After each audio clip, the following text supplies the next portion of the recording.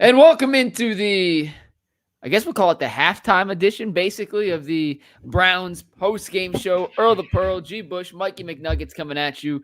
And just like last week, guys, we reacted to everything we saw from Shedeur Sanders in his first NFL action. We will do the same today for Dillon Gabriel. A bit of a mixed bag first half for Dillon Gabriel. He finished the first half 13 of 18 for 143 yards, no touchdowns. He did throw an interception. He also fumbled a snap on a handoff.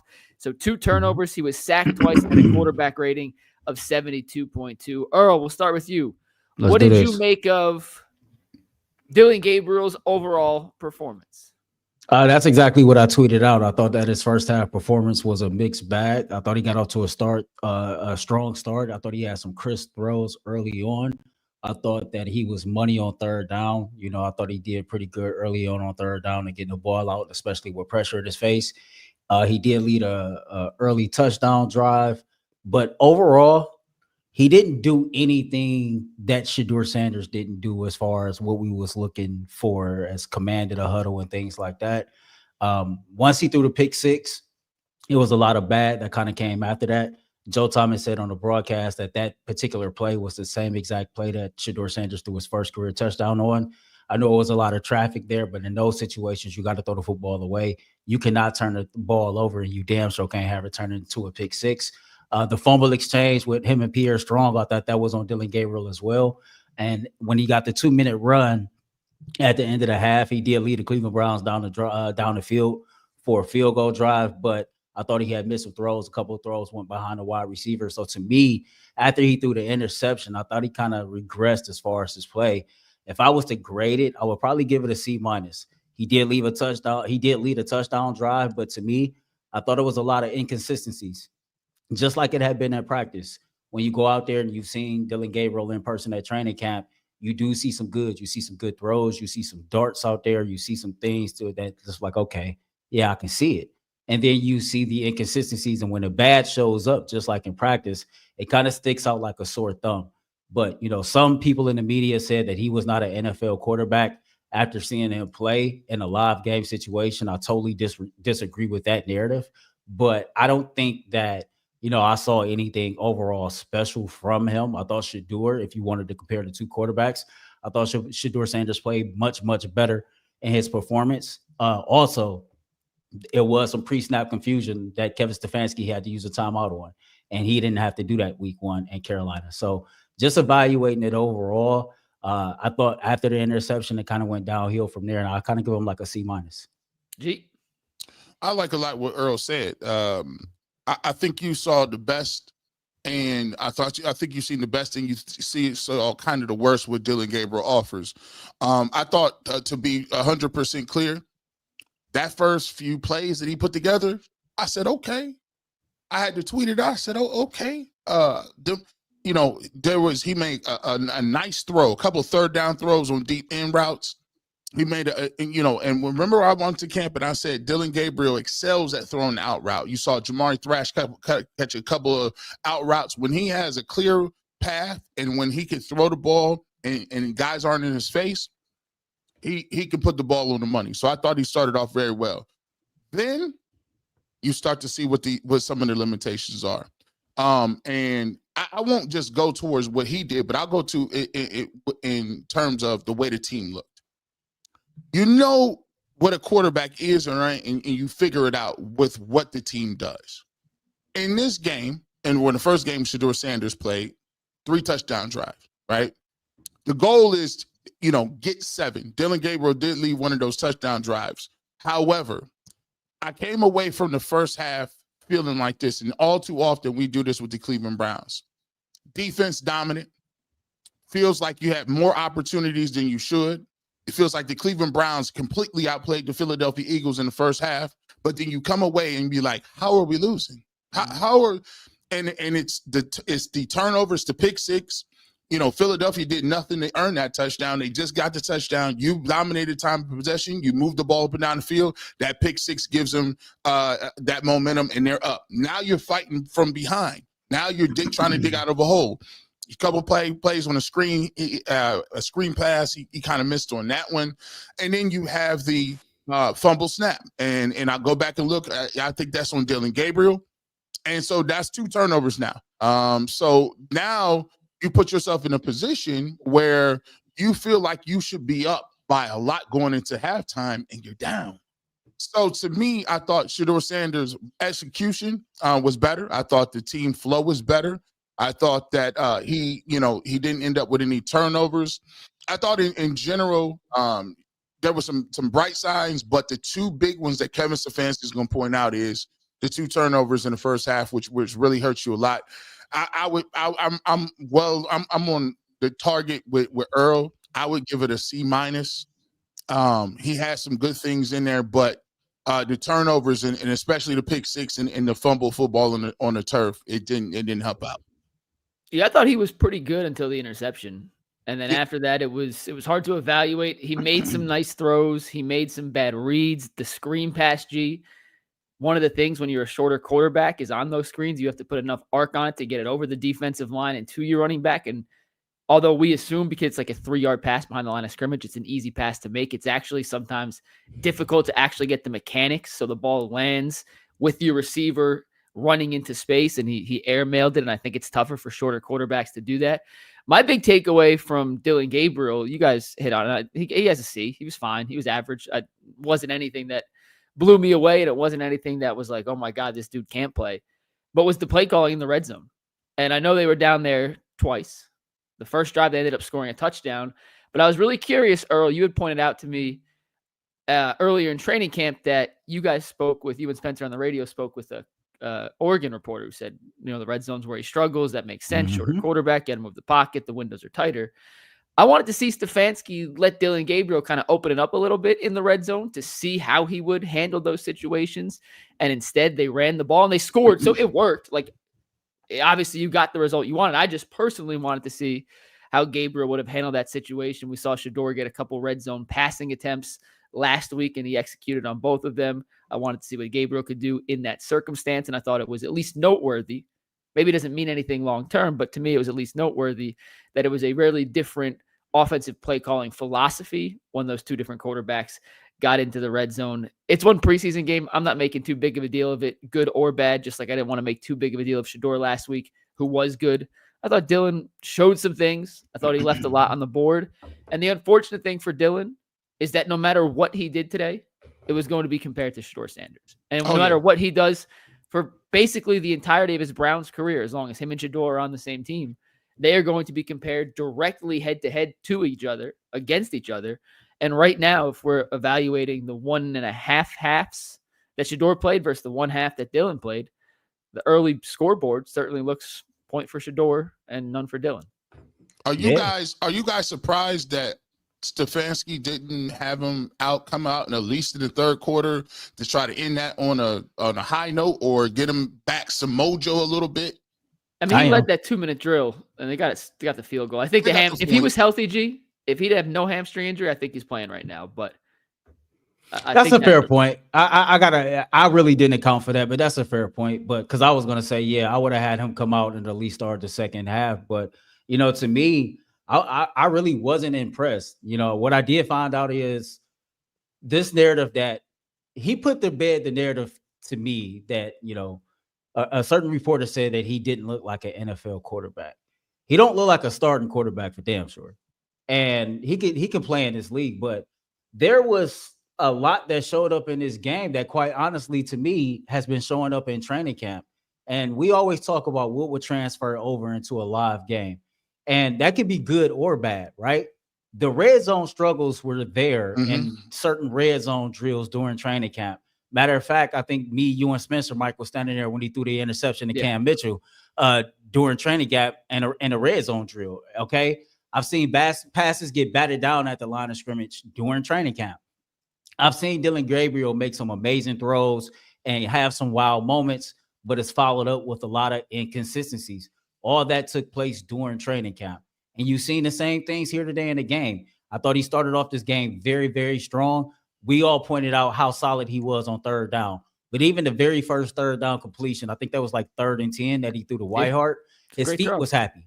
Like it was a great throw, but like even Joe Thomas says, you kind of need more calm feet when you're in the pocket in those situations. As he caught rhythm and got into rhythm in that opening drive where he led the touchdown, you can see that he has a nice feel for the game and he knows what he's doing. But you can also see those deficiencies show up at the same time. And like we all just alluded to, like the moment he threw that interception, and we always talk about quarterbacks, the makeup of a quarterback. How are you going to react? How are you going to respond? And it just seemed like, yeah, it was a few good throws in there after, but the performance to me, it drastically shifted left, after he threw the pick. And I kind of felt like coming into this game, because he was a 3rd round pick, and because he had gotten so many more reps than Shedeur Sanders and some reps with the ones, that you needed to perform to that level or better than Shedeur Sanders to kind of like, make people chill with whatever opinions that they had. And the fact that you didn't even perform to that level, and the fact that you did turn the ball over twice, one that resulted into the other team scoring points, that can't be ignored. Yeah, I think one thing that we can and I want to just get this out is there's been a lot to be said about his processing power and things like that. But what I want to understand and people to get is it's a difference between understanding what's on the whiteboard and understanding where to go with the football. But it's a difference when you in that shotgun, when you out there and people is flying around. Decision making ain't just part of writing it up and knowing where to go with it. So the narrative that all of the situation is, oh, well, he's light years ahead and he played in these systems. Listen, Dillon Gabriel has some deficiencies. And I always say, when you put pressure on people, and when you get out there in the real game and the things is moving and flying, you got to be able to make a decision. At that point, Joe Thomas is correct. He said, some people say the tight end got rerouted. They made a play. Live to fight another day. Live to fight another day. It was just throw it out of bounds. If he does that, you keep the momentum. You're already moving the football. You now have an opportunity to get more points on the board. Just throw it out of bounds. Yeah. He tried to make a play. It bit him a little bit, but I think we can stop with the super. Like I get it. Like I understand that that's an asset that he has. But we don't have human. We don't have to upsell that all the time. Like, there are people we all know, and I can speak from my childhood. Earl, G, I'm sure you've encountered people throughout your lives. I'm sure everyone in the chat knows somebody like this who's incredibly smart and they tested out the wazoo on the SATs, and then you hanging out with them, you're like, are you stupid? Why'd you just do that? Like, they're really book smart. They're not necessarily street smart. And just because you scored a 35 on your ACT doesn't mean that you actually understand how life works and have some of the requisite knowledge to get through life on a day-to-day basis. I'm not saying that is the case with Dillon Gabriel, but just because he can understand a playbook in 7 different languages, apparently, doesn't mean that ends up translating to being a productive quarterback on the field. And I'm not writing him off by any means after one preseason game. And I like him. It was one half of one preseason game. So, like, I didn't think he looked great today. That doesn't mean next week if he plays, he couldn't, it's one half of one preseason game. But yeah, you just wanted to see a little more. All we have to go off of, though, is what we have to go off of. And we finally seen both rookies in live action. And so, no, nobody is writing anybody off. I tweeted out my projected opening day depth chart to where I had Joe Flacco 1, Shedeur Sanders 2, and Dillon Gabriel 3. And I don't think there's anything wrong with that. But I'm not going to sit up here and act like that. He needed to come out, in my opinion, and play better than Shedeur. That's just how I felt. Yeah, that's just literally how I felt, because all camp he's received more reps, he's taken more first team reps, and this dude has, like I said, he's been presented to us as this guy that can take a lot on his plate in his supercomputer. And I'm not trying to hate on Dillon. There were some good things there. He was efficient, right, in certain areas, but when the bad things happen, to me, they seem to stick out like a sore thumb. Like, you cannot throw pick sixes. Okay. Like, I don't care what's up. And the one thing that all three of us know, and everybody that's a Cleveland Browns fan know about Kevin Stefanski, whether you like him or not, the one thing that really triggers his emotions and pisses him off is turnovers. That's the pass that you got to throw out of bounds. You got to live to see another play. If this was Shedeur Sanders in that same situation and he forces that ball, we can't act like that won't be a narrative that people will be talking about as to why he's fourth on the depth chart. So the fact that Dillon has been in these situations more and the same things are starting to show up, to Mike, to your point, yeah, you can speak NFL terminology in 7 different languages. That's cool. Pre-snap to snap, cool, supercomputer. But when that ball is snapped, what does it look like? And sometimes it just don't look all that damn great. G, can I ask you a question? Sure. And I thought of this as Earl was talking. And I don't know. I have no idea. I'm just simply asking a question here. We all assume that Joe Flacco is going to be the week 1 starter, right? Like when it's all said and done, Joe Flacco is most likely going to be the Browns week 1 starter. Yeah. Yeah. Do you think there's a chance that the Browns drafted Dillon Gabriel thinking this dude could be our backup quarterback for 10 years? Yes. And part of the reason he's getting more reps than Shedeur and he's gotten more opportunities than Shedeur isn't because it's a 4-man competition for the starting job. It's more to develop Gabriel into just essentially being a backup. Like, does that make sense?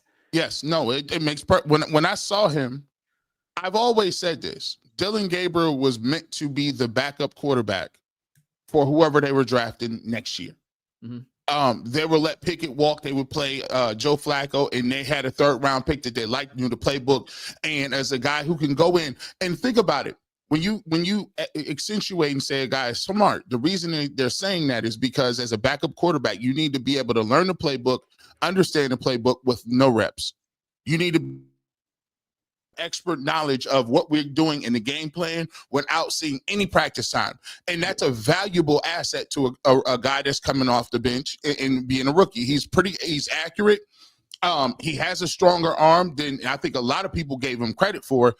And I think that he's always been a guy that is auditioning for that position because the Browns would love, in terms of their analytics, to have a young backup quarterback under asset, just like a starting quarterback, that they have in place and say, well, we gave Case Keenum at one point in time $8 million. What if we can find a quarterback in the 3rd round and we can pay him pennies on the dollar and we get our other quarterback on a rookie deal?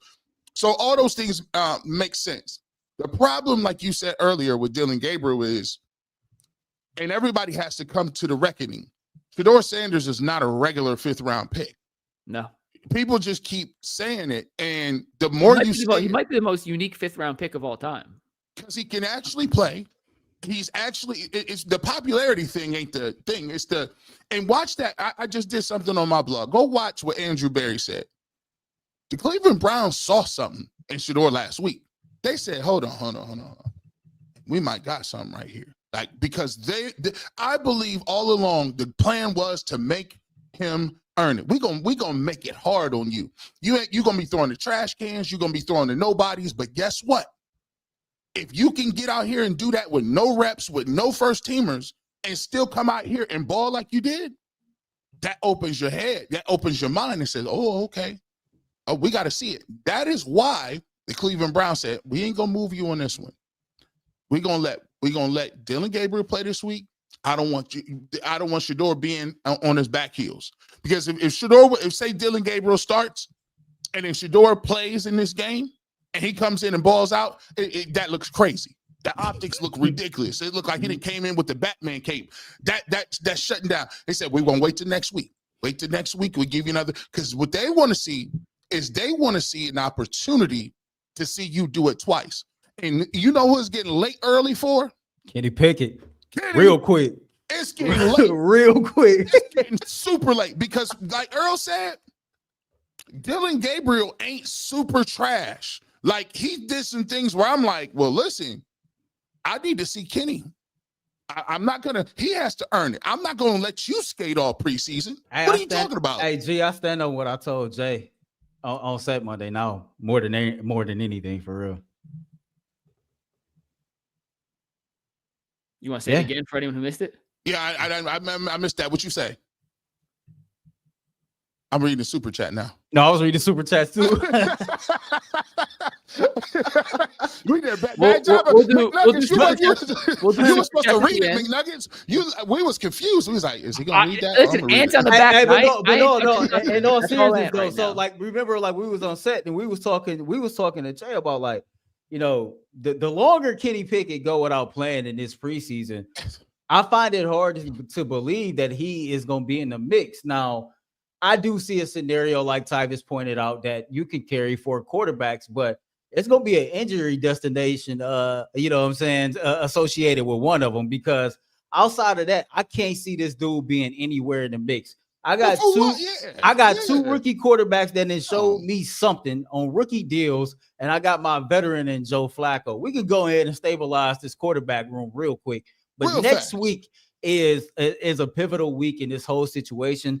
This upcoming week will be the first time that the Cleveland Browns actually approach this with a game planning for a single opponent. And what I hope happens is that both Shedeur Sanders and Dillon Gabriel play in this game, because now you'll have a situation to where they both started and played in the game without either playing, and now they both get an opportunity to play in the most important of the preseason games, the dress rehearsal. Hey, I like that. See, now we say, okay, listen, Dillon, we're gonna see what you're gonna do. I want to see. Come on, Shedeur, you back next week? Okay, cool. Now we get to see the dress rehearsal. We get to see the adjustments. And Earl, I don't understand it. I throw the question out to you guys. Besides mobility and moving around, what is Kenny Pickett better than Flacco at? Nothing. I mean, to my knowledge, nothing. What I've seen in Pittsburgh, nothing. I have yet to see something. Nothing. He ain't got nothing on Cool Joe. Everybody know that. And he got better facial hair. His facial hair is more crispy too. It's crazy. Next week, G, there's no joint practice before the preseason game against the Rams. They are not doing a joint practice. Sean McVay does not play guys in the preseason. So whether the Browns play their starters for a little bit or not, more likely than not, they're going to go up against the Rams second, third, fourth, whatever's, because McVay just doesn't play starters. That is his philosophy. It's won a Super Bowl, so who am I to argue? I don't think there's a right or a wrong way to do it. Some teams play their starters, some teams don't. McVay doesn't play these guys. Stafford hasn't even practiced in training camp, by the way. So I heard. He got a next week for the Browns. Right. If I'm Stefanski, I do think I would like to see Joe Flacco do something in the preseason when there's no joint practice. I get not playing the first 2 games because he took the joint practice reps, but if there ain't joint practice reps to take, he's got to do something, maybe 2-3 series just to get some sort of game action. We have to see Kenny Pickett. I mean, we have to see Kenny Pickett because we know what Joe is. We've seen the other 2. Kenny's got to do something to at least justify the roster spot. I don't think he's good. I've said it on record. I watched him plenty of times in Pittsburgh. Offensive coordinators be damned. I just didn't see it. But he has to do something to justify his spot. And in the second half, if I was Stefanski, I'd let Gabriel or Sanders, I don't care who goes first, play 1 quarter, and the other one plays the other quarter. And I'd pass the ball basically 93% of the time and say, you know what? Hands up. Show me what you got. Whenever Shedeur and, they're both dealing with injury, so I ain't even going to say that. But when practice resumes and Shedeur is able to practice, I think after seeing this, I think that Shedeur should be ahead of Dillon Gabriel on the depth chart. Now, will Kevin Stefanski make that decision? I don't know. And the only reason I'm bringing that up is because of what you just said. I want to see Joe go first. I think Shedeur should go second. Dillon should go third. I don't see a scenario either that Kenny Pickett should be on this roster without playing. Like, Kenny is not that good to earn a roster spot while being hurt. He not one of them dudes. And I agree. If you don't play, you got to get going. And I know people going to say, well, Andrew Berry traded for him. Yeah, he did, and that's cool. But you drafted the other 2 cats. You know what you got in Joe, and you didn't see something out of both of your rookies. Kenny Pickett ain't really in the cards. And people can sit up here and say, well, the Browns view him this way and that way. And I know people still want to hang on. He just going to come back and resume the position that he was at, like some people think. I call BS on that, man. Hey, come on, man. Listen, and I say this. Why? And I'm with you, Earl. It is time for Shedeur Sanders. I told people after this game, and we're going to see, he need to be moved up the depth chart. Second of all, I need to even the spread on people talking about earning it. Because Kenny Pickett ain't earned nothing. He has not. Listen. We went into the season talking about earn it, humble, earn it. That sounds like a Kendrick Lamar song. Like, this is wild, bro. Like, we kept talking about that. I'm sorry, he hasn't been able to play, but I don't think you trying to talk us into putting him on the roster and trying to make it seem like he's so good. He in the tuck. I got him in the tuck. Yeah, like since whoever had Kenny Pickett tucked away in the tuck, like it's a truck car. I already got this. I got the little Joker chilling. What you mean you got the little Joker chilling? Like, you can't just throw Kenny Pickett down and you go take. No, you do understand that was a club. We've been cutting clubs since early in this round. Stop the nonsense. But trust me, Dillon had to go prove it. If he want to come back and get in that mix, you better tell him to get out there that third preseason game. You better do something, bro. You gotta play, bro. You got to see them all. All right, let's read some super chats here. We'll head out of here. First super chat comes from Jay Smooth. Too many turnovers. 12 looked better for show. And he got his wrist up. Yeah, he did. Yoshi Dose 2006 says Gabriel wasn't great. He didn't read the field well. Put the ball in danger. G. Bush, he was Darth Tenebrous. I'm sorry. Yes, it was a Star Wars. It's something we be talking that. Go ahead. TW says Dillon better be throwing to the cameraman and Waterboy next week. I want to see Sanders get first and second team reps. Crypto Gupto Guapo says Dillon Gabriel been throwing picks all camp. He has. Sean Philpott says Gabriel looked like an NFL quarterback. Sanders looked like a potential starting NFL quarterback. All I really learned today is there's no reason to keep 4 quarterbacks. I like that tweet. Mike I like it. Rick Secker says both Shedeur and Gabriel made some mental mistakes at times. The difference is DG mistakes resulted in turnovers and points for the other team. Regardless of who you like, Stefanski hates turnovers. So you turn the ball over, that's going to be a major knock against you in terms of the coach's eyes. Yeah, Tech Geek says Gabriel was a Heisman finalist over Shedeur Sanders. A lot of people don't realize this. No way should DG have been at New York City over Shedeur, not even close. Today proves Shedeur was robbed at $20 million. Shedeur's doing just fine with his money. He got the backup bag. Yeah, he's doing all right. Triz says you got to remember too, there were players like Tillman that were out there that weren't playing with Shedeur. He had more, but still played worse.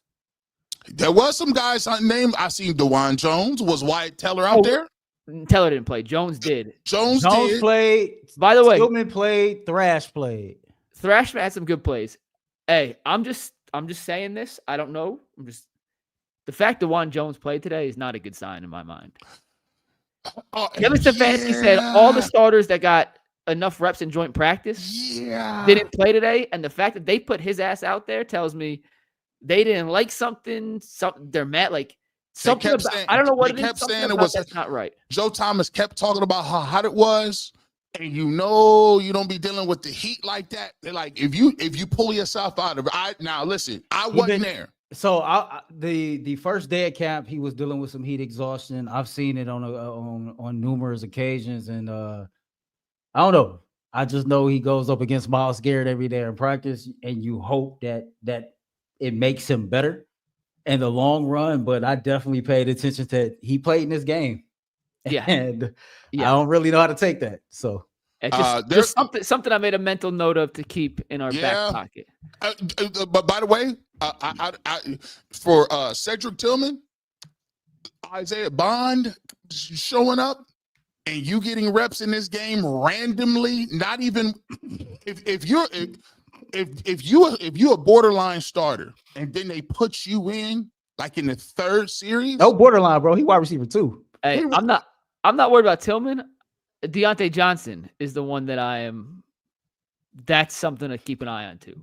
Hey man, Jamari Thrash letting it be known though. You ain't taking his roster spot. He played I'll be damn. Jamari Thrash trying to get his Madden rating up. He's like, yeah, listen, I at least need to have an 86 route running.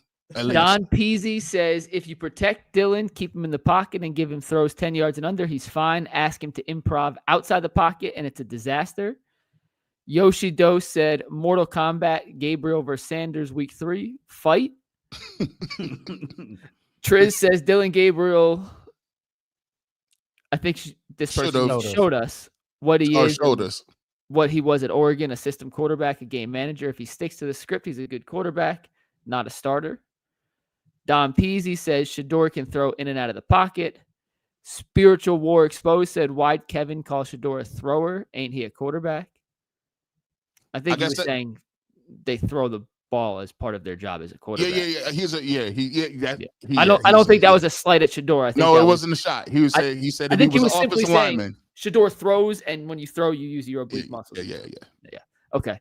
Last one, Medic 5-1 says, that felt like I was watching last year's regular season games. Came out strong, then fizzled out. I'm done with that each week. Play Sanders, so at least we can have some fun watching the games. My wife said, babe, this is a last year Cleveland Browns. I will go to Instagram. I said, what? You on the gram already? Yes, I don't like. They start off strong, fade down the back stretch. I go.